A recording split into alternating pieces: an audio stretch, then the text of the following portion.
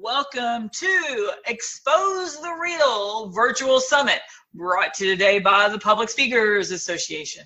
I'm excited to introduce to you the incredible Mr. Fox Beyer. Fox, why don't you take it from here? Tanya, thanks again. Good afternoon, everybody.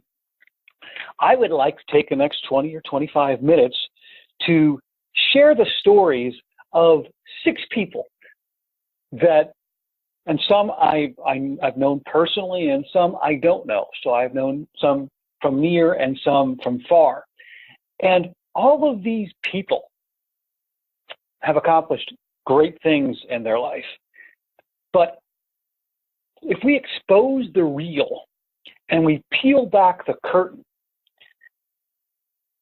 I think we'll come to understand that while we're impressed by what they've done,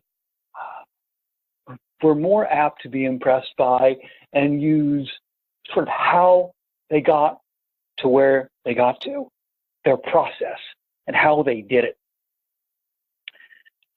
Dewey Bozella was a boxer. Will Burton wrestled for his high school team in Fairdale, Kentucky. Terry Fox raised money for kids with cancer. Jim McLaren was a distance athlete. Julio Garceran was the most in-shape 7th grade teacher I had ever seen. And Emmanuel Uboa was an activist from the country of Ghana. All of these people, one, had a goal. Dewey Bozella, his goal, to box professionally. Will Burton, to win his next wrestling match. Terry Fox, to raise money for kids with cancer. Jim McLaren, to win his next race. Julio Garceran, ultimately his goal, to impact the lives of young people. And Emmanuel Uboa, his goal, to raise awareness about kids with disabilities in the country of Ghana. The early was a day-to-day struggle for these people. It went from bad to worse, and the pain doubled. Never far from imminent danger from the tough and the unforgiving, these people were no strangers. Closure seemed to be impossible, but toughness, they had that, and it was plentiful. So they turned their pain into inspiration, and every day they gave it a game-faced salutation. They said, "Hello, tough times.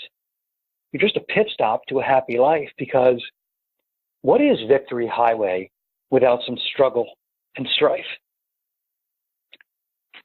All of these people came from very difficult situations. Dewey Bozella was jailed for a crime he didn't commit. Will Burton, although he wrestled on his high school team, was non-ambulatory. He didn't walk because of his cerebral palsy. Terry Fox lost a leg to cancer himself. Jim McLaren was hit by a New York City bus the summer after he graduated college, and he's basically left for dead. Ultimately, in Jim's words, all that happened was he lost one of his legs below his knee. Julio Garceran, early in his life, came from a very tough economic situation that didn't allow him to get started professionally later than most. And Emmanuel Uboa, born in the country of Ghana, was born without a leg. And back when he was born in 1977, a child with a disability, if you were their mother, was considered a curse. But all of these people understood that while their situations could kill them, it was their attitude about their situations that could either kill them or help them succeed. I'll give you an example of the opposite, the other side of this, a very personal story. So it's 1984, and I'm 6 years old, and I have CP myself, and I go in for a surgery called a hip osteotomy. And what was done in this surgery was metal rods were inserted into my hips. And to do this, they had to break both of my hips. They put the rods in both my hips, and my bones were turned out so I'd walk in a less knock-kneed fashion. My dad went with me through the entire process. That week that I was in the hospital at Columbia Presbyterian in New York City, he stayed with me, sleeping on the windowsill every night. And lucky for me, I was discharged about 4 days early. Well, Dad and I had no way to get home. Out of nowhere, my dad's boss, a man named Jerry, came to pick us up. He had sort of this sixth sense. Jerry was born in Brooklyn. He knew New York. So he pulled in back somewhere. And I was in a cast from the waist down. My dad and Jerry carried me to a cart, and they pushed me to this back door. And they put me in the back, in the trunk of Jerry's yellow station wagon, propped me up so that I would fit in the trunk. Now, on the ride home, I can remember a conversation at 6 years old that Jerry had with my dad. Jerry was convinced to his core that because of the cancer history in his family, that he was going to contract cancer. And that's all he talked about on the ride home. Well, some 4 to 6 years later, I'm on my summer break from school in the kitchen. And my dad walks in the middle of the day, dressed in a suit and tie. Thinking my dad was coming from work, I asked him how work was going. He said, "Fox, I'm not coming from work. Do you remember Jerry?" I said, "Yes." And he said, "Well, I'm just coming from Jerry's funeral. Jerry ended up dying of cancer." To me, he thought himself into that situation. These people, Dewey Bozell, Will Burton, Terry Fox, Jim McLaren, Julio Garceran, and Emmanuel Uboa understood, again, that while their situations couldn't kill them alone, their thoughts about it. So none of them subscribed to self-sympathy. Dewey Bozella didn't focus on his conviction. Will Burton didn't focus on his CP. Terry Fox didn't think about cancer and say, "Why me?" Jim McLaren didn't keep saying, "What if I wasn't hit by a New York City bus the summer after I graduated college?" Julio Garceran didn't focus on his previous economic situation. And Emmanuel didn't focus on the fact that he was born without one of his legs. What they did focus on was action and what they had to do to get to where they wanted to go. So every day while incarcerated, Dewey Bozella wrote letters proclaiming his innocence, studied, he obtained a college degree, he met and married his wife, and he trained pursuing his dream of becoming a professional boxer.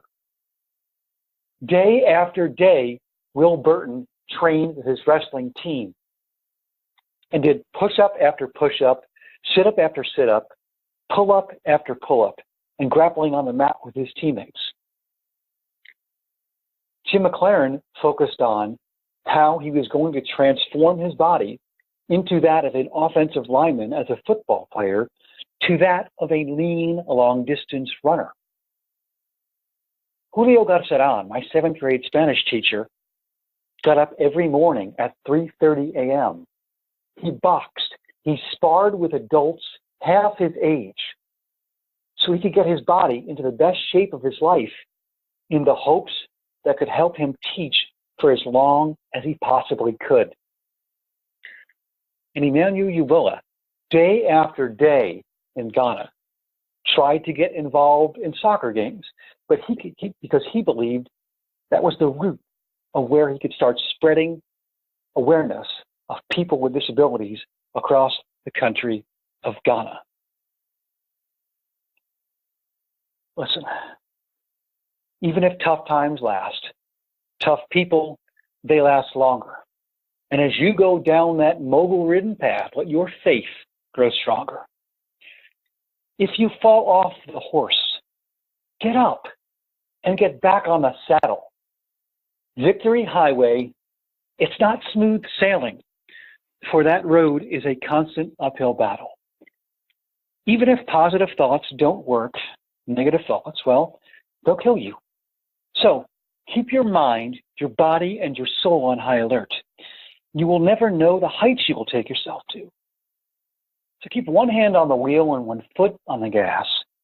These struggles you'll face towards your goal, they are real. You can tell them to kiss your you-know-what. Almost every year, on the first day of class, and I'm a school teacher, I show my students a bag of shark teeth. And I basically ask them, why are shark teeth so accessible? Why can you go on to Amazon.com and buy a pack of them from $5.99 to $17.99 to everywhere in between? And we get around to the fact that someone knows that sharks routinely lose their teeth. And I show them a video of a great white exploring in the ocean and taking a little bite out of a camera in front of it just to see what it was. And we understand now that the shark would lose its teeth, and they do. And the question that I pose to my students and I pose to you all is, when a shark loses its teeth after it bites something it doesn't want, does it sulk and try to be something it's not? No. We know that sharks grow their teeth back within 24 hours of losing them. Going back to the stories of these people, Dewey Bozella, while incarcerated, wrote these letters. Thousands of them that weren't received. But like a shark, he also understood that if he stopped writing these letters, if he stopped studying to write these letters, there was no way he was going to be freed. Will Burton lost numerous matches during his high school wrestling career. He understood that if he stopped training, stopped doing pull-ups, push-ups, and grappling on the mat with his teammates, he would never win a match. Terry Fox couldn't get every single Canadian citizen to raise $1 for cancer research. But he understood that if he stopped running in the summer of 1980, no money was going to be raised in his name.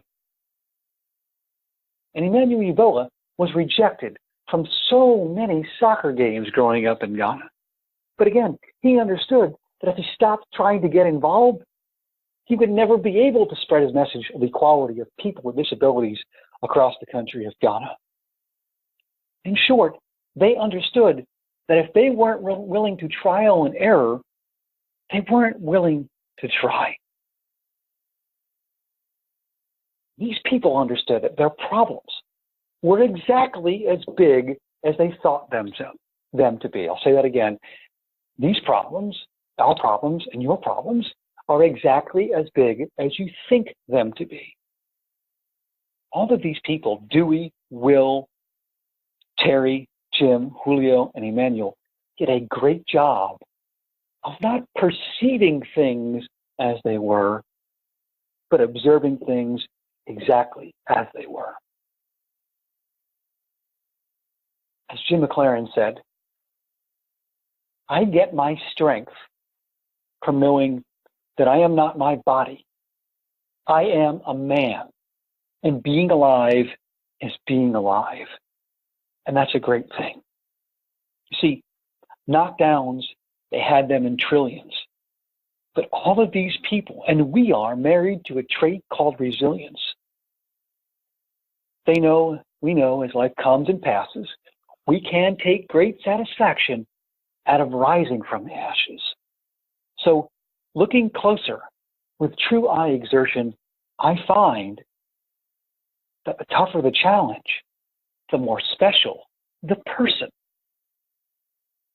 These people exhibited impatient patience. And what do I mean by that? They were patient for the results to occur. Again, Dewey Bozella was in jail for 32 years for a crime he didn't commit. Will Burton, again, wrestled many times and lost. Terry Fox ran 3,339 miles across Canada. and Emmanuel Yeboah tried again and again to get involved in soccer games. While they were patient about the results to happen, they were impatient about the process. So what did Dewey do? He simply wrote his next letter, studied his next book, got through his next workout. Will Burton trained again. Terry Fox ran his next mile. Jim McLaren trained again for his next event. Julio Garzaran got up again at 3:30 a.m. And Emmanuel Yeboah got involved in his next soccer game. In 2009, after 32 years of incarceration, Dewey Wozella was acquitted and freed of all charges. Shortly thereafter, at age 51, he fought in his first professional fight. Will Burton won the second to last match of his high school career. Jim McLaren eventually became the fastest one-legged long-distance athlete on the planet. It's been over 25 years since I was in 7th grade. I will never forget Julio Garzaran. And Emmanuel Yeboah purchased a bike from Jim McLaren's Challenged Athletes Foundation and used it to pedal on one leg across Ghana, spreading his message of equality for people with disabilities, and through the most unforgiving obstacle of all, thousands of years of prejudice. Step, you are idle no more. Step, pick yourselves up off the floor. Step, get up out of your seats. Step, you all will not lie there in defeat. Step, in mind and in body, a winning tranquility. Step, we know without movement there is no possibility. Step, each pace equals a seed. Step, in the world's largest sequoia tree. Step, one by one they will amass. Step, core-filled passes down victory path. Our minds are a place of choices and action. So let me ask you this. Are you going to focus on the obstacle you are facing or the goal? I am convinced that whichever one you focus on, that's the one that is going to come to pass. Are you going to let complacency and self-sympathy drive you into the ground? Are you going to look at the situation and the monsters that may or may not lay ahead? Or are you going to look at the situation as an opportunity to show how much you can actually take? Start the bar high every day and raise it. Stretch yourselves to the limit so much you can't take it. Whatever you are facing, it is in trouble. Anything you do, well, it's on the double. Ready, set, on your mark. You have got the keys and you are double parked. Ready yourselves for the ultimate spectacle. Strap it on and create your own miracles. Be the best human you ever knew. A story all can aspire to. People, go beyond the beyond. And I ask you again, what are you going to do today to fray more the line between what is unlikely and what is impossible? My name's Fox Beyer. I'm a teacher, a speaker, and a coach. And I have a website, foxbeyer.com. That's FOXBEYER.com. Here's my offer. Message me off my site.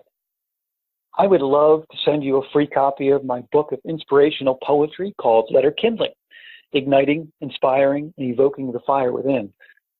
The poems that you heard today, all of them are actually in the book themselves. And additionally, if you feel like my words could help you, your organization, your team, your class, let's get in touch. Again, my website, foxbeyer.com, FOXBEYER.com, and continue to fray the line between what you think is unlikely and what you think is impossible.